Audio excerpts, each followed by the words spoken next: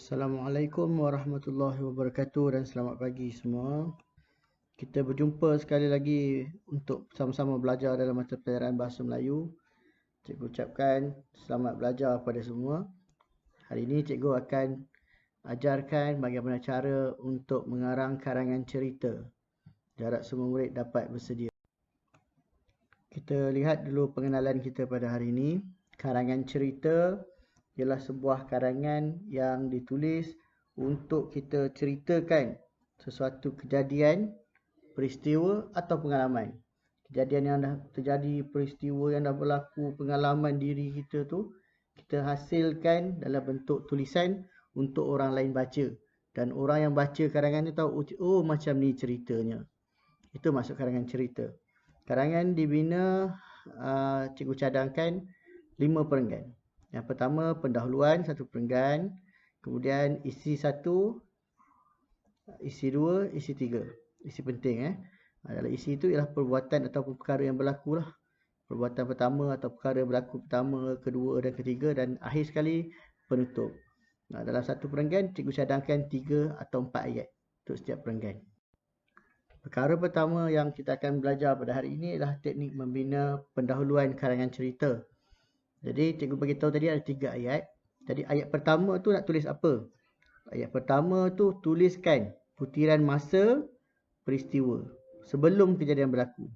Kejadian tu tuliskan tarikh dia, masa dia ataupun hari dia ataupun peristiwa yang berlaku, apa yang awak lakukan sebelum terjadi kejadian yang sebenarnya awak nak cerita tu. Itu maksud dia. Kalau nak cerita kebakaran, maksudnya perenggan awal ni sebelum kebakaran tu.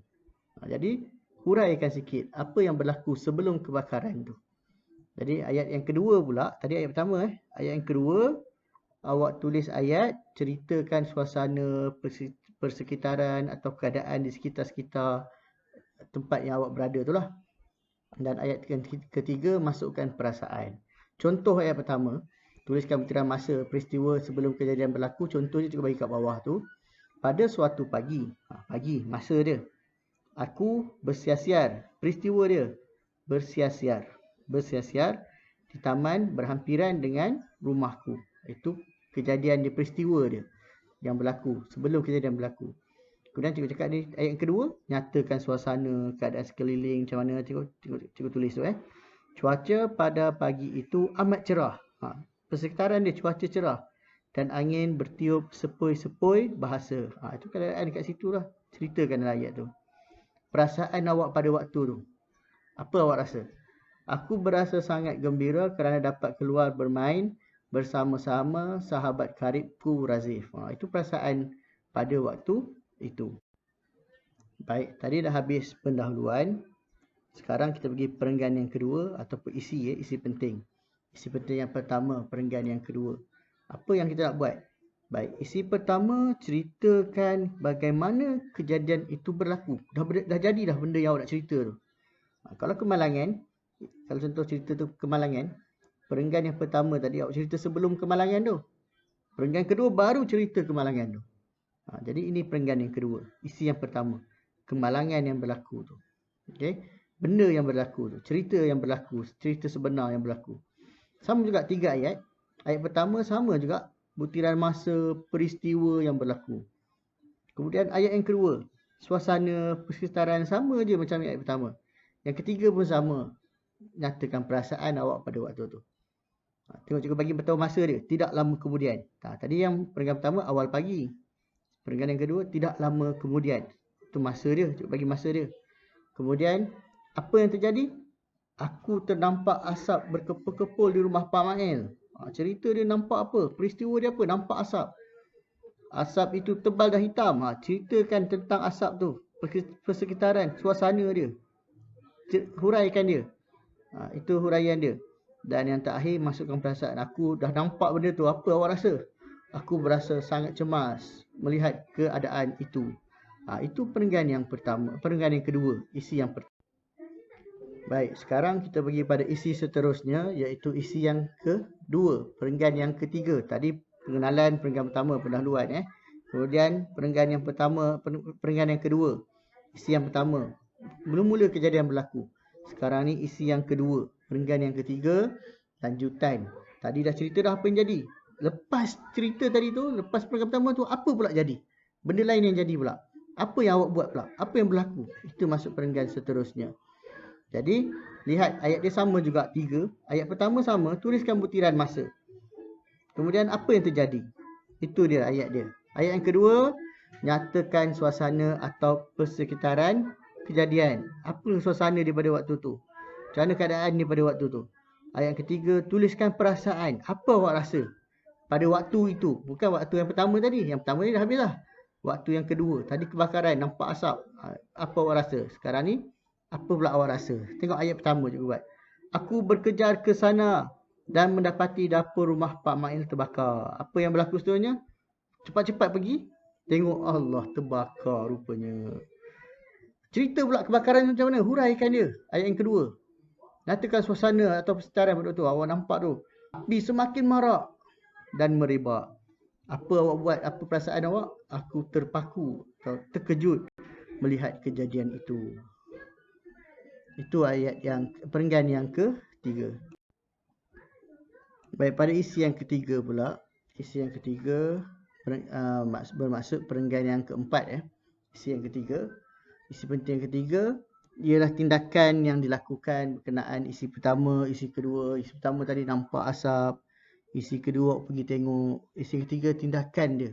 Ataupun lanjutan pada isi yang kedua tu. Lepas tu buat apa? Itu maksud dia. Ayat pertama sama. Tuliskan butiran masa dan peristiwa yang berlaku seterusnya. Ayat kedua, suasana atau persekitaran kejadian. Ayat ketiga, nyatakan perasaan. Sama sama. Cara bina ayat tu sama. Beza dia, isi dia. Apa yang awak tulis tu yang berbeza. Jadi, butiran masa dia tanpa menengahkan masa, awak cepat-cepat buat. Aku menghubungi pihak bomba untuk melaporkan kejadian itu. Apa yang awak buat? Telefon bomba. Suasana pada waktu tu, apa dia? Api yang semakin marak mula menjulang tinggi. Api tu makin besar. Apa awak rasa? Aku berasa sangat risau. Itu maksud dia. Seterusnya, isi yang keempat. Isi yang keempat atau perenggan yang kelima. Baik, lihat apa yang kita boleh tulis. Isi yang keempat ialah perayaan. Maksudnya masa perenggan yang keempat ni, awak kena cerita benda tu dah berjaya diselesaikan.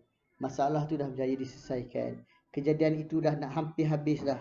Cerita awak tu dah nak hampir habis dah. Kalau cerita tu pergi berkelah, perayaan ni, si keempat ni maksudnya awak dah berkemas nak balik dah. Awak dah nak habiskan cerita awak. Apa yang awak buat. Itu maksud dia. Jadi ayat pertama sama. Tuliskan butiran masa, peristiwa.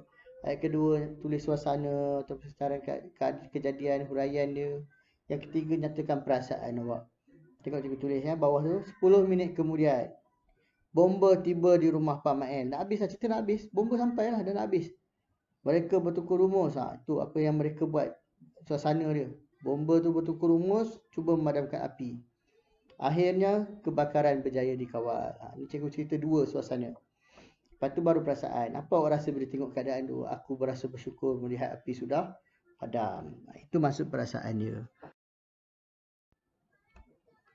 Baik, kita dah sampai kepada penutup. Jadi penutup ni ialah penghabisan cerita. Ialah habis dah cerita tu. Jadi kita tak payah tulis cerita dah. Tak payah tulis apa dah. Sebab dah habis dah cerita tu. Jadi apa nak tulis? Tulislah pengajaran. Tulislah maklumat yang awak dapat. Tuliskan pengalaman yang awak dapat daripada benda yang terjadi tu. Masukkan dalam karangan awak. Kongsi untuk dikongsikan. Dan contoh ayat pertama dan kedua. Ayat pertama dan kedua kalau perlu. Tuliskan pengajaran yang boleh didapati dari cerita itu.